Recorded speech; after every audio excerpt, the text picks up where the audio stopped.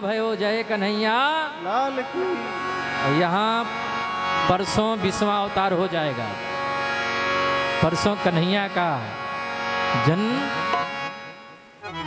हो जाएगा ना। हम लोग मना लेंगे ना बढ़िया से, सब लोग मनाएंगे ना। हाँ, बड़े धूमधाम से हम लोग परसों कृष्ण जन्मोत्सव मनाएंगे। नंद घर आनंद भयो जय कन्हैया। थोड़ा पंडाल अच्छे से सजाया जाएगा गुब्बारों से, और सब लोग बोलेंगे और गाएंगे। हम भी बोलेंगे हैप्पी बर्थडे टू यू। तो परसों वो मनाएंगे जो 20वां अवतार है भगवान कृष्ण का, और 21वां हरि अवतार, 22वां हंसा अवतार, 23वां बुद्धा अवतार और 24वां कल्कि अवतार। इन 24 अवतारों में 2 अवतार बड़े प्रसिद्ध, बड़े प्यारे और बड़े अच्छे हैं। कौन कौन? राम और श्याम।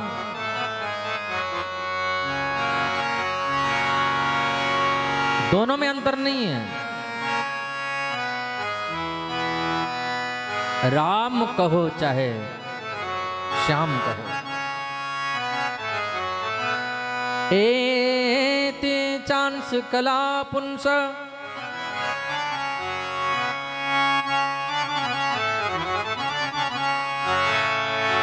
कृष्णस्थो भगवान स्वयं इंद्रारि व्याकुलं लोके मृण्यन्ति युगे युगे। राम और कृष्ण 2 अवतार श्रेष्ठ हैं।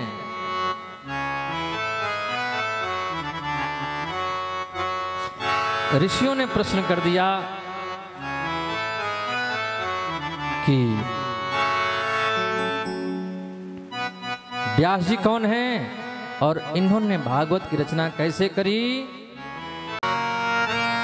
सूत जी कहते हैं, ऋषियों, परब्रह्म नारायण के पुत्र हैं ब्रह्मा, ब्रह्मा के पुत्र हैं मरीचि, ब्रह्मा के पुत्र हैं वशिष्ठ, वशिष्ठ के पुत्र हैं शक्ति, शक्ति के पुत्र हैं पाराशर, और पाराशर के ही पुत्र हैं महर्षि वेदव्यास। महर्षि वेदव्यास का प्राकट्य हुआ, मां को प्रणाम किए, वन की ओर चल गए। मां ने कहा, बेटा कहाँ जा रहे हो? व्यास जी ने कहा, मां मुझे समाज के लिए बहुत बड़ा काम करना है। और कल कल निनादनी अलखनंदा का आश्रय लिया। उसके किनारे किनारे ऊपर गए, ऊपर बहती है मां सरस्वती। सरस्वती नदी के किनारे व्यास जी ने एक छोटी सी पर्णकुटी बनाई। साम्याप्रास इति प्रोक्त।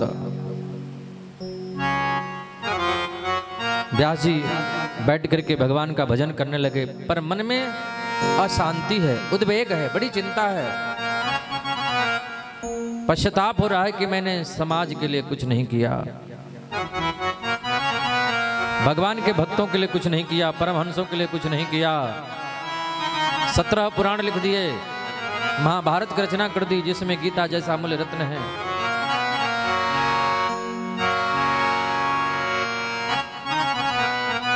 आंख बंद करके बैठे थे ध्यान में।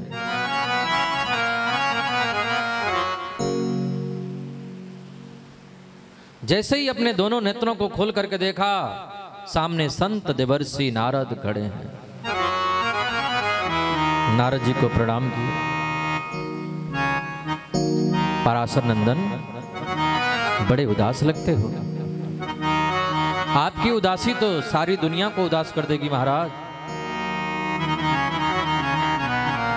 व्यास जी ने कहा, मैंने 17 पुराण लिख दिए, महाभारत की रचना भी कर दी, फिर भी मन में संतोष नहीं हो रहा है। नारद जी ने कहा, संतोष होगा भी नहीं। बोलो राधे राधे। क्यों नहीं? बोले आपने आज तक जितने भी ग्रंथों की रचना करी, पुराणों की रचना करी, संसारिक लोगों के लिए किया है। जो संसार से ऊपर जाना चाहते हैं, जो संसार से ऊपर उठ गए हैं, जो भागवती गंगा में स्नान करना चाहते हो, जो गोता लगाना चाहते हैं, जो उसमें डूबना चाहते हो, उनके लिए तो आपने कुछ किया ही नहीं। व्यास जी ने कहा मतलब मैं समझा नहीं। नारद जी बोले अब समझने में रहा ही क्या, भागवत की रचना तुमने नहीं किया। व्यास जी बोले हमसे नहीं होगा। क्यों? बोले अब उम्र ज्यादा हो गया है, अब क्या होने वाला, हमसे कुछ नहीं होगा। नारद जी ने कहा पराशर नंदन, मन को छोटा मत करो, हिम्मत न हारो, बिसारो न राम को।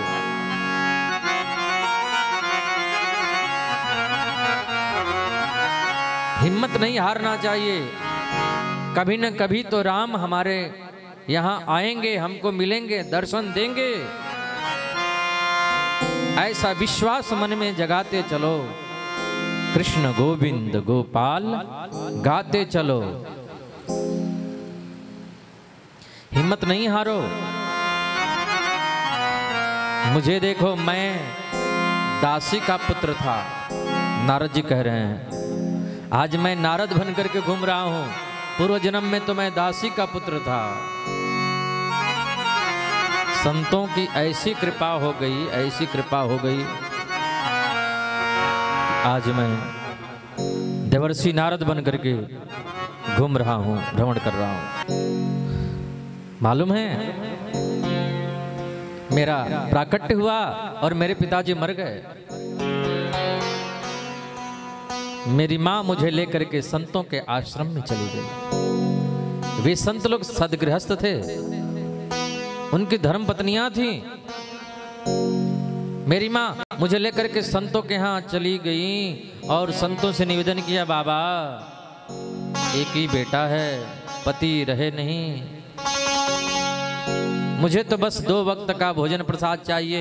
मैं आश्रम में जा करके, आश्रम में रह करके गौ सेवा कर लूंगी, कोई सेवा कर लूंगी, जो आप बताएंगे मैं सेवा करूंगी, मुझे तो 2 वक्त का प्रसाद चाहिए। संतों ने कहा, बेटी भीतर जा करके हमारी धर्म पत्नी है, उनसे पूछ लो, जो सेवा मिले उसको करके तुम सानंद आश्रम में रह सकती हो। नारद जी करें, मेरी माँ वहां रहने लगी, सेवा करने लगी, मैं भी संतों की सेवा करने लगा। एक दिन घूमते घूमते वहां पर विचरण करते महात्मा जी लोग आ गए चतुर्मास करने के लिए। प्रतिदिन सत्संग होता, भगवान की कथा होती, मैं भी सबके साथ बैठ करके भगवान की कथा श्रवण करता, गोविंद का नाम स्मरण करता, आरती होती, प्रसाद लेता। संत लोग जब प्रसाद पा लेते, एक दोने पत्तल में उनका जूठन प्रसाद इकट्ठे कर लेता और इकट्ठा करके उसी को मैं शीत प्रसादी मान करके पा लेता। वही शीत प्रसाद है संतों का जूठन। नारद जी कहते हैं, मैं दासी का पुत्र बच्चा रामदास उस प्रसाद को जब पाने लगा तो मुझे ऐसा लगा कि ये संसार ऐसे ही है। दुनिया में सब झूठे हैं, जितने भी नाते हैं सब झूठे हैं। मेरा असली तो परमात्मा है, असली तो कन्हैया है, असली तो गोपाल है। हमको एक दिन वहीं जाना है जहां से हम आए हैं। मन में वैराग्य होने लगा, भगवान के प्रति प्रीति जागृत होने लगी, परमात्मा के स्वरूप का धीरे धीरे बोध होने लगा। एक दिन संत लोग जाने लगे, मुझे पता चला अब बाबा जी लोग, महात्मा जी लोग आश्रम से जा रहे हैं। संतों के यहाँ जाकर के मैं रोया, बाबा अब मेरा भी मन होता है वृंदावन जाने के लिए।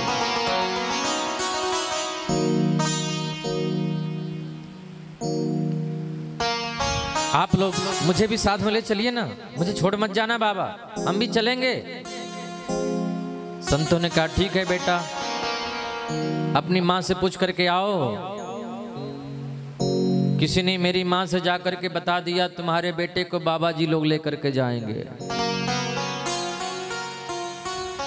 मेरी मैया आकर के संतों का चरण पकड़ ली, बाबा मेरे बेटे को ले नहीं जाना, मेरे बुढ़ापे की यही लाकड़ियां, इसी के सहारे मैं जीवन को जी लूंगी। हे भगवान, संत लोग दुविधा में पड़ गए। बेटा कहता है कि ले नहीं, बेटा कहता है कि छोड़ नहीं जाना, और मैया कहती है कि ले नहीं जाना। बेटा कहता है छोड़ जाओगे तो मैं मर जाऊंगा, मैया कहती है इसको ले जाओगे तो मैं इसके बिना मर जाऊंगी। नारद जी चरण पकड़ लिए, बाबा कुछ भी हो जाए अब हमको आप लोगों के साथ में ही जाना है।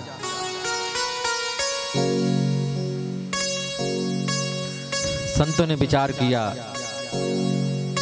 संतों ने कहा देख बेटा, हम ऐसा मार्ग बताते हैं जिससे तुम्हारी माँ भी मिलेगी और भगवान भी मिलेंगे। तुमको हम लोग मंत्र दे देते हैं, इस मंत्र को तुम जपना और घर पर रह करके मैया की सेवा करना।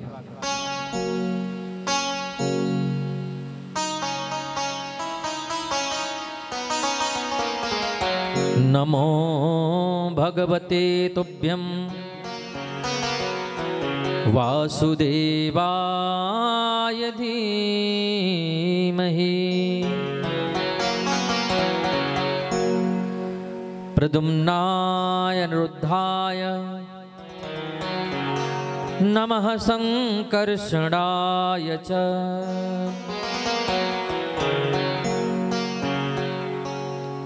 सुंदर मंत्र दे दिया, नमो भगवते तुभ्यं वासुदेवाय धीमहि प्रद्युम्नाय अनिरुद्धाय च। प्रद्युम्नाय अनिरुद्धाय नमः संकर्षणाय च।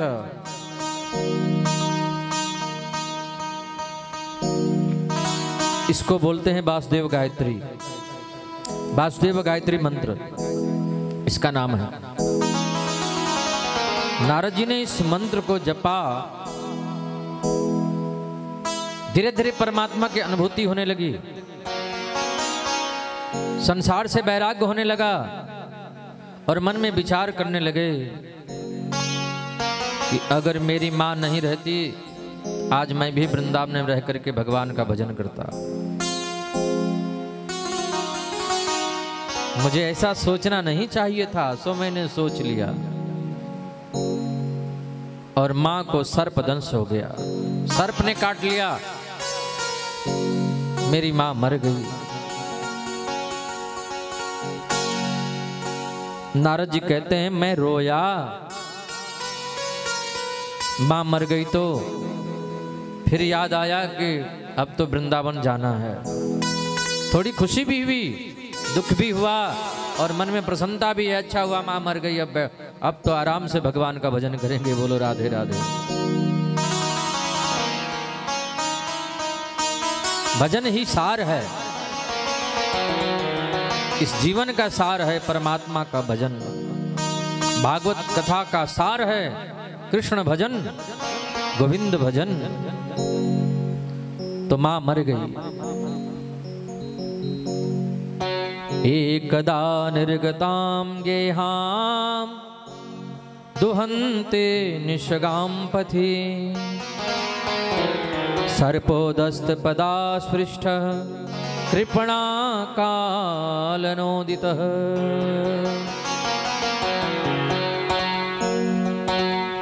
माँ को सर्पदंश हो गया, माँ मर गई और मैं इसी मंत्र का जप किया तो भगवान हमको आए, दर्शन भी दिए।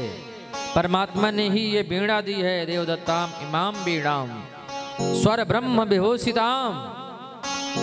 नारद जी कहते हैं बताओ व्यास जी, संतों की कृपा से बच्चा रामदास आज देवर्षि नारद बन गया।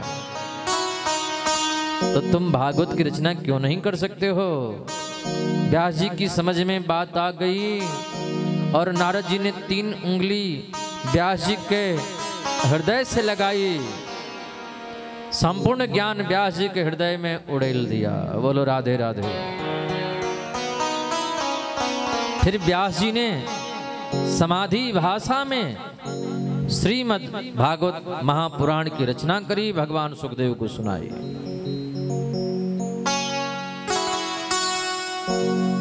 भगवान सुखदेव को अध्ययन करवाया। भागवत अध्ययन का अधिकारी वही है जिसने काम क्रोध लोभ को वश में किया है। ऐसे तो परमहंस भगवान सुखदेव ही हैं। बोलिए सुखदेव भगवान की जय। तो ऋषियों ने प्रश्न कर दिया, परीक्षित का जन्म कैसे हुआ? इनको 7 दिनों में मरने का श्राप कैसे लगा? फिर भगवान सुखदेव इनको कथा कैसे सुनाई? पर कृष्ण जन्म भी सुनाइए। सूत जी कहते हैं, ऋषियों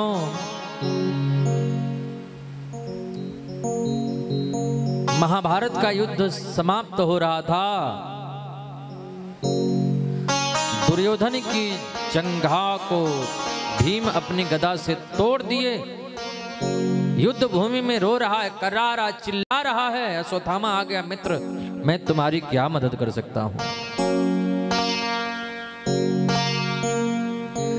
दुर्योधन ने कहा, बस एक इच्छा मेरी पूर्ण कर दो। अंतिम इच्छा यही है कि मुझे 5 पांडवों का सिर चाहिए।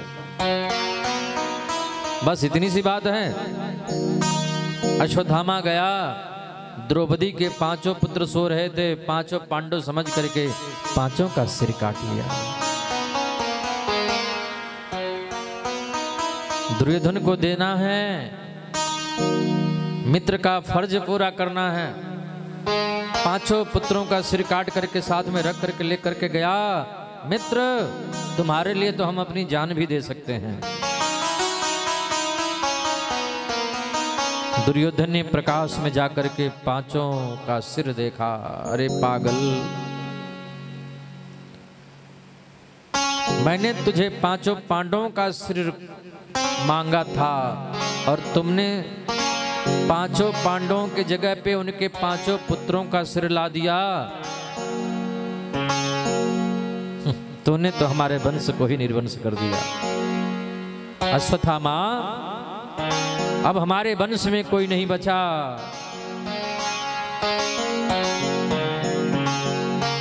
कहते हैं कि दुर्योधन वहीं पर गिर पड़ा, प्राणांत हो गया, मर गया। अब हमारे वंश में कोई नहीं बचा।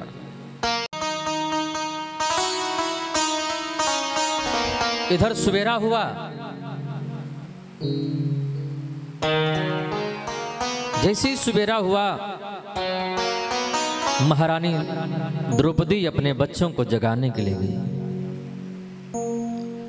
देखा 5 पुत्र सो रहे हैं, 5 का सिर गायब। सिर धड़ अलग अलग, खून बह रहा है, पूरा बिस्तर लहूलुहान हो गया। महारानी द्रौपदी धड़ाम से जमीन पर गिर पड़ी।